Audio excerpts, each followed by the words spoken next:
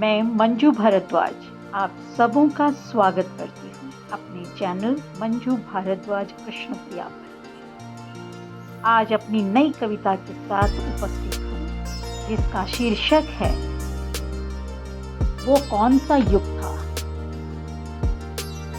ना जाने वो कौन सा युग था जब नारी पूजी जाती थी। ना जाने वो कौन सा युग था जब नारी पूजी जाती थी।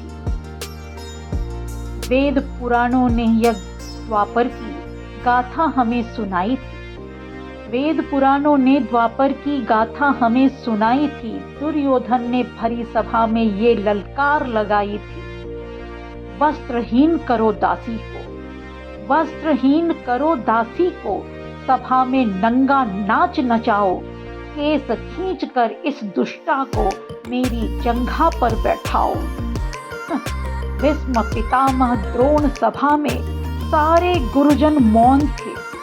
भीष्म पितामह द्रोण सभा में सारे गुरुजन मौन थे। कुल वधू को नग्न देख न जाने क्यों गौन थे।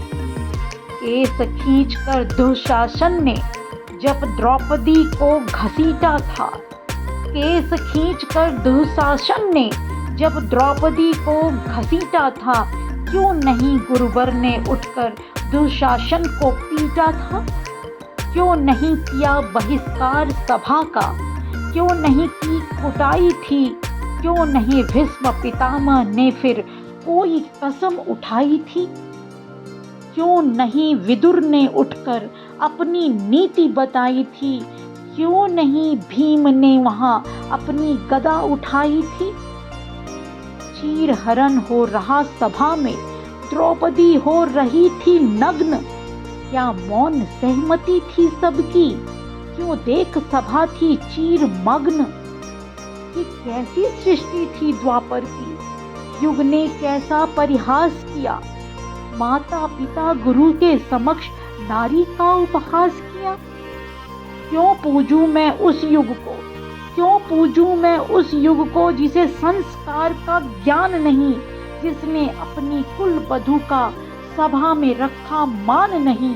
हे द्वापर, हे युगों में श्रेष्ठ, कैसी तेरी बलिहारी है। हे द्वापर, हे युगों में श्रेष्ठ, कैसी तेरी बलिहारी है। क्यों युगों युगों से अपमानित होती आई धरा की नारी है। यह प्रश्न पूछ रहा हर युग, यह प्रश्न पूछ रहा हर युग, इसका अर्थ बताना होगा। हे द्वापर के शिरोमणि, तुम्हें धरा पर आना होगा। हे द्वापर के शिरोमणि, तुम्हें धरा पर आना होगा। तुम्हें धरा पर आना होगा। तुम्हें धरा पर आना होगा। बहुत बहुत धन्यवाद आप सबों का।